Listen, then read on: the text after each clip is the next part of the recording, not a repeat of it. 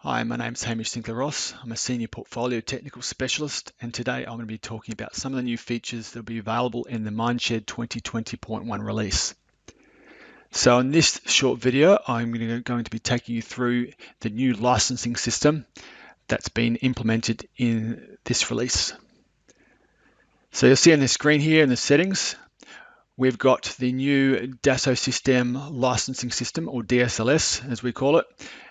We've also retained the previous licensing system so that you can switch between the two. So the default when you first open up MineSched will be the new licensing system. So to set it up, I'm assuming here that you've already got your licensing server set up correctly. So the configure button and takes you through into the new interface. So you've got a choice here of two ways you can license. The first is the enrolling a license from a file. So this is a node lock license. There is no more dongles with this new system. The first thing you need to note here is the computer ID. This is unique to your computer.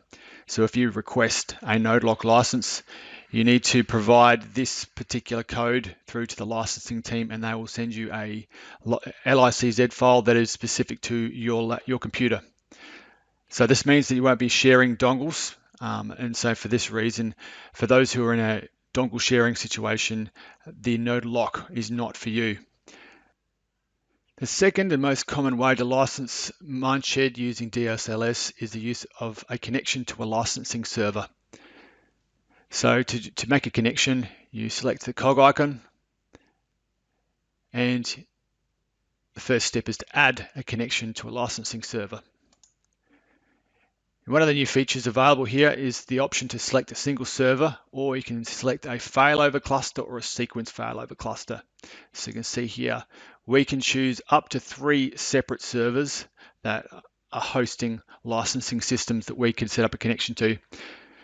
So this would be an advantage for a larger site who really relies on the server containing licenses being available 24/7. So if there was to be a server failure, your whole site will not lose access to our products, but it would then divert the licensing arrangements through to the next server. And then, so you've got 3 stages of redundancy in this. So we select the server we wish to connect to. And if it's successful, we see a green tick, and you can close this. So immediately here on the top of the screen here, you see the available licenses that we can choose. So we can select the Tactical Mine Planner. You can see here the date that this license expires. And on the bottom of the screen, this is now the role that we have got access to, which is one and the same.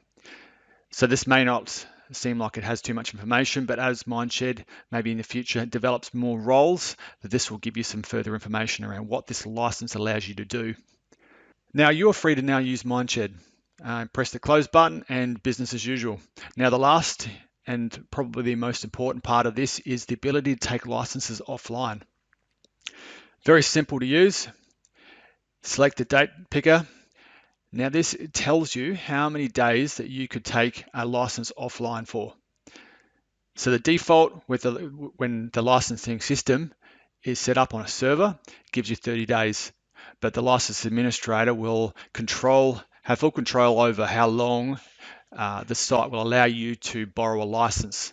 So if I said here the 20th and then take offline, you can see here that the licenses up the top here gray out. This is now locked to your computer. You've got that license. You can then go into the pit and do your work. And 2 ways you'll lose that license. Number 1, it expires. And number 2, you can press the return online button. You still have the license. It's now the total number of licenses on the server is now back up to what it was before. So I've hoped you found this demonstration useful, and MineSched 2020.1 is now available from 3S support site. Thanks a lot.